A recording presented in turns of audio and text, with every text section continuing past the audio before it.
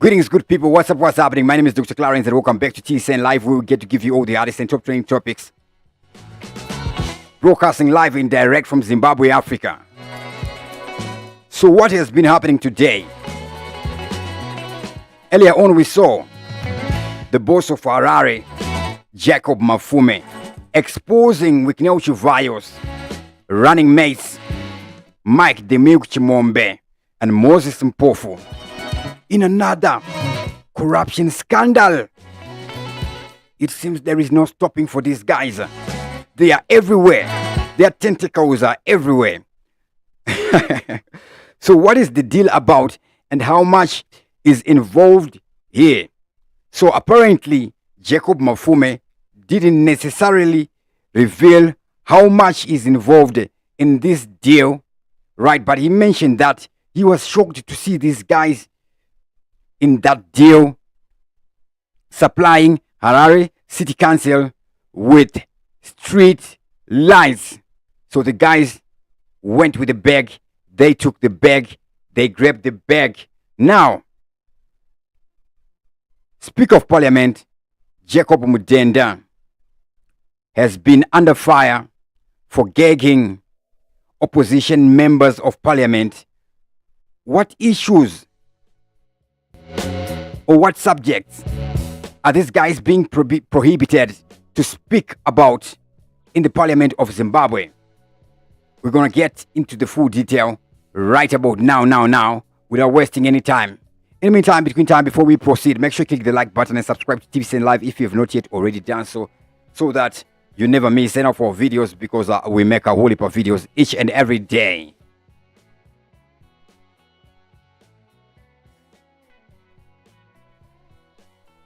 So Speaker of Parliament Jacob Mudenda on Thursday spoke out against the media for publishing that ZANU-PF was flexing its parliamentary majority in the legislature by gagging the opposition parliamentarians from raising critical issues.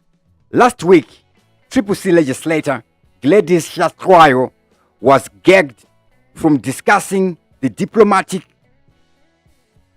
gaffe made by President Emmerson Mnangagwa in Russia when he accused neighboring Zambia of being a security threat to Zimbabwe.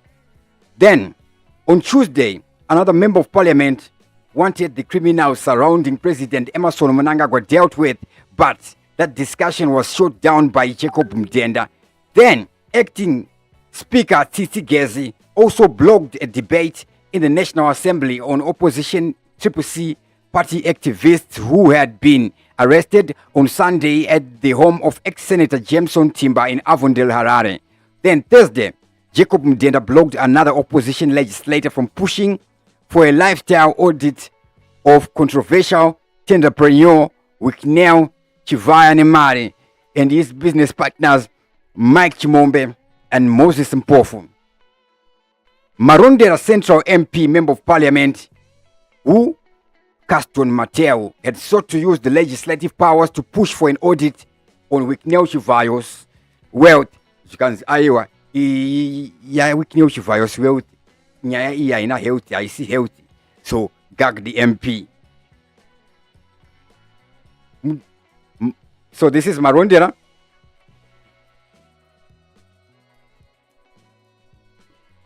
Then, Mudenda now is said to have insisted that these guys should wait for Zimbabwe Anti-Corruption Commission's investigations to conclude on the issue of Chivhayo. So after Mudenda said that, I'm just going to quote from what was said in Parliament. The English saying is, "Do not close this table when the horses have bolted." I'm sure you're aware of that saying. Your statement would have made sense and laudable if Zach had not taken a step to investigate the issue on the same lines that you just stated now. The investigation has started, and if you have been following the press, the two suspects are out of the country as indicated by their lawyers. The lawyers are saying they will represent themselves at ZAC and answer whatever queries are going to be raised by ZAC. So the horses have bolted. Unfortunately, thank you, ruled Mudenda. Then Mateo insisted, I'm not asking for what I asked before. I only wanted to say the Public Accounts Committee must call the Ministry of Lands and Agriculture to come and explain. Mudenda then said it was too late for Parliament to deal with the matter because the horses had bolted. Again, it is a good suggestion, but unfortunately, you must observe the doctrine of separation of powers. In one arm of the state is seized with the matter. You cannot just come up also as the legislator and start the same process. Allow the executive through ZAC to proceed accordingly. If you are not satisfied thereafter, which I doubt because they have to report to this House their findings. There is a special report. Why do we not wait for the report and then debate accordingly? We cannot have the crisis, the crisscross of the responsibilities between the legislative and the executive. That was Mudenda. Dismissing that, then he took it upon himself to dismiss allegations that he was gagging MPs, claiming that he was not gagging MPs. And he said, I hope the Gata press understands that I have not gagged you, including the Gata press who do not understand our standing orders and say that Honorable Tsitsi Gezi and Mudenda are gagging members of Parliament, taking advantage of our majority in the House, which is not the case. We go by the standing orders, period.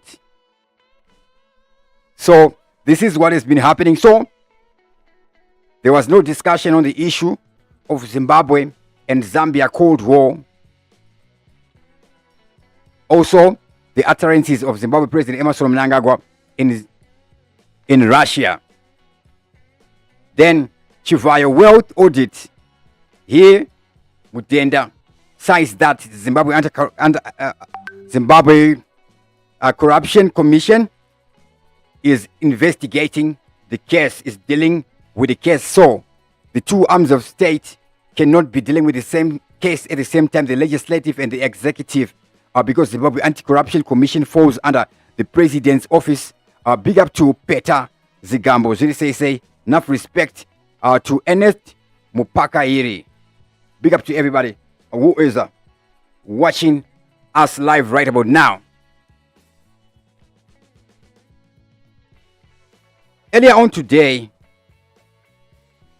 in the afternoon, we saw images circulating, happenings at the house of Mashwede owner. He was being evicted out of his 1.5 million Highlands home.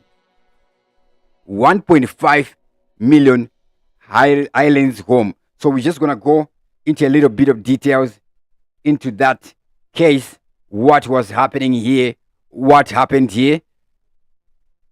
So the police were there at in place to evict him.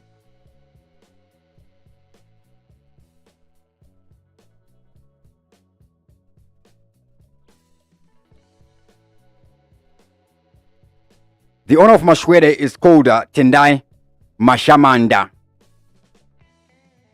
And he was being evicted from his home.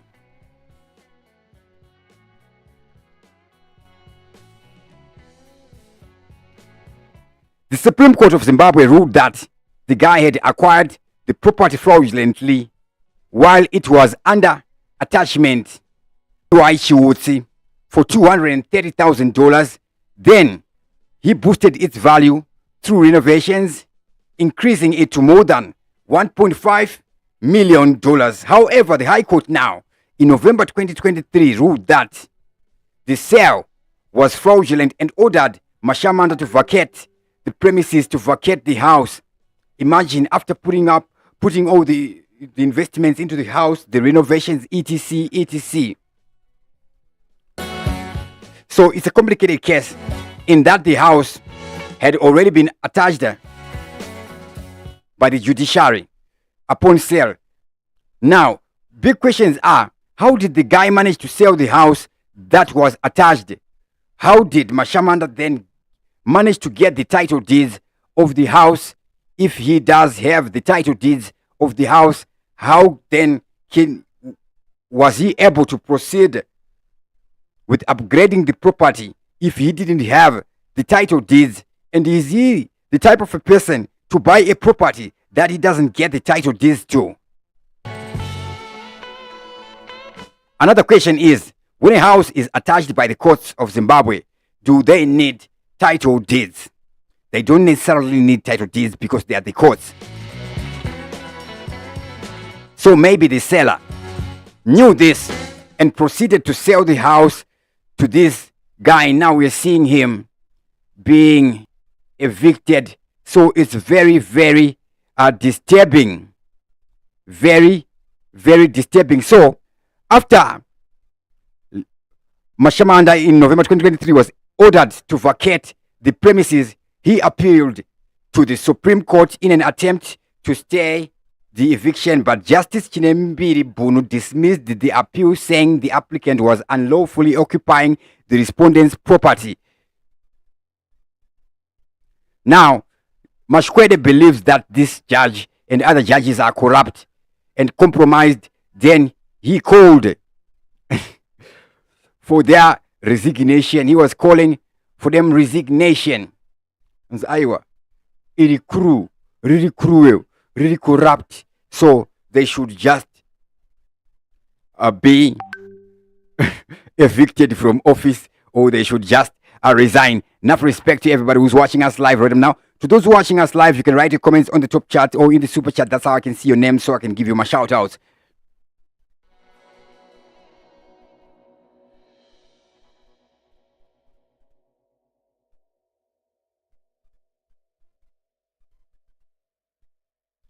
So this case is how this guy should have maneuvered this case. Of course, he should have appealed for the stay of this judgment, but he should have gone around it and investigated why the property had been attached first, going back to the seller, the guy who sold the house.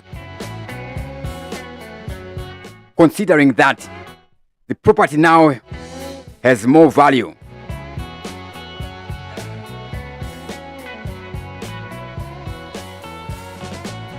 What happens when you're a victim of fraudulent activities? Can you appeal on that basis? No, you are a victim. That's why the word victim exists. So he should have gone around. He should have gone around. In going around then, he would investigate his people to see, is this a genuine mishap, or he is playing here? So if it's a genuine mishap, then the lawyer who sold him the house would have to be facing fraud charges, specifically misrepresentation. Big up to Norman Maponga.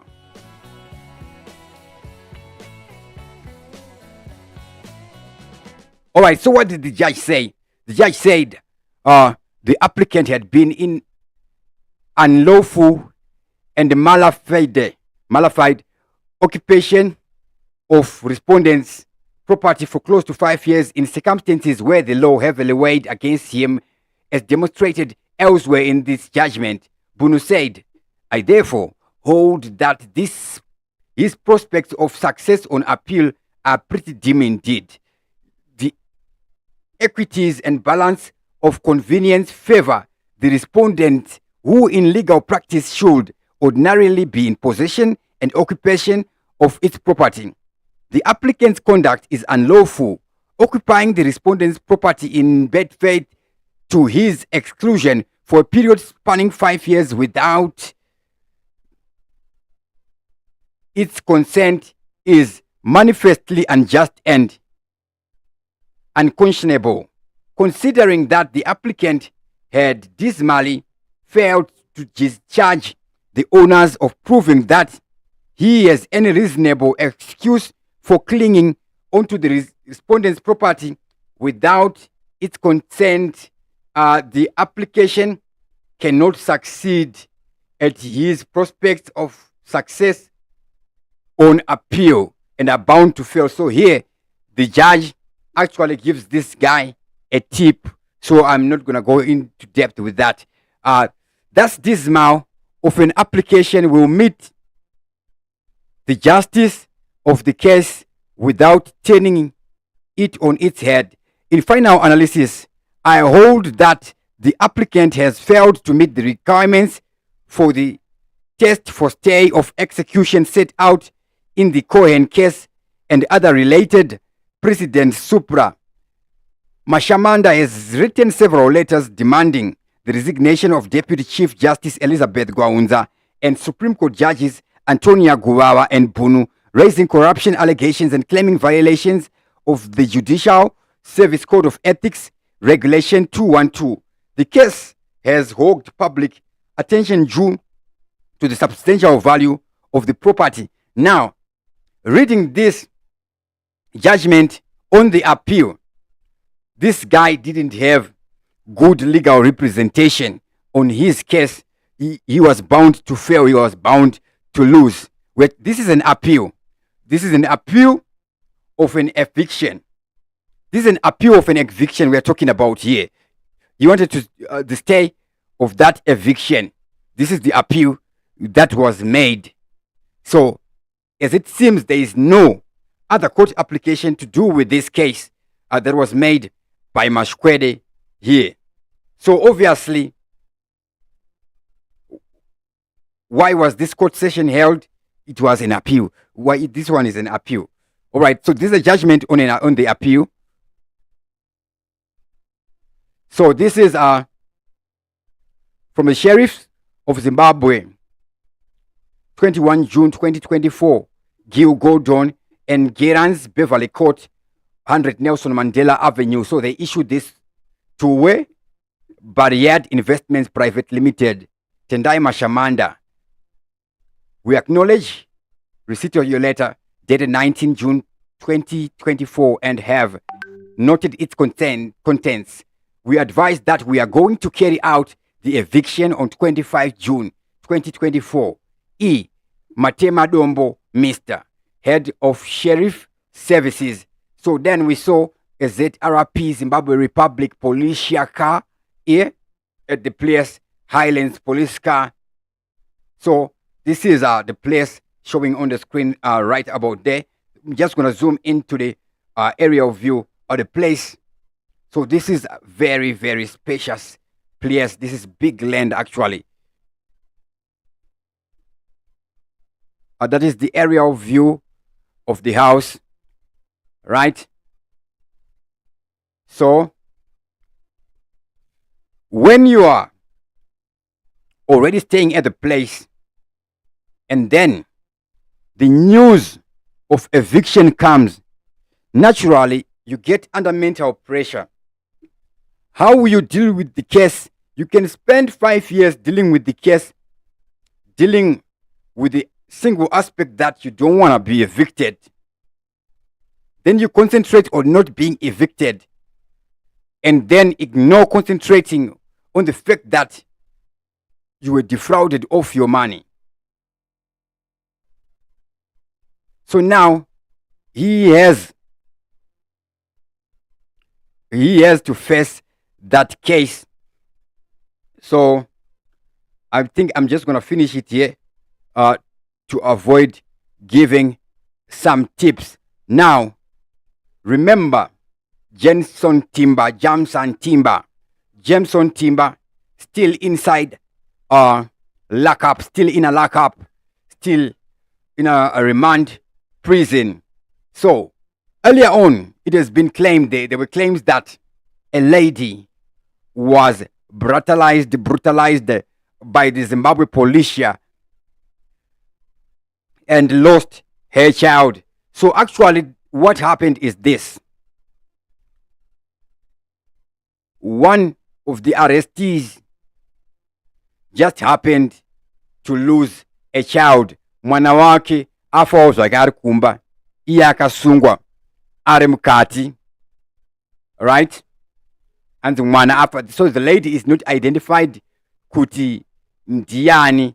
So it said that she didn't get the chance to attend the funeral. And again, the bail hearing was postponed to the 27th of June 2024 because the team representing these people had failed to file certain papers in time. Big up to Noma Maponga, enough respect to you. So these guys, when I was looking into the case, I saw that these 79 people are being represented by one person. So it seems that the court case is one case and there are 79 accused people. 79 accused people in the same case. But now, the levels of culpability obviously have to be varied. In that the program has a host, somebody who will be hosting it. The program has an organizer, somebody who organized it, somebody who premeditated in their own mind. Then we have those who were invited. Then we have those who were invited by those who were invited. So these are all different people.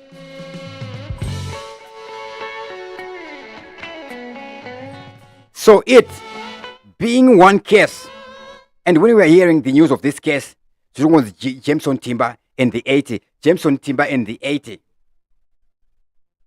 It is very tricky manje kuti vakafind kwa vari guilty vari 80.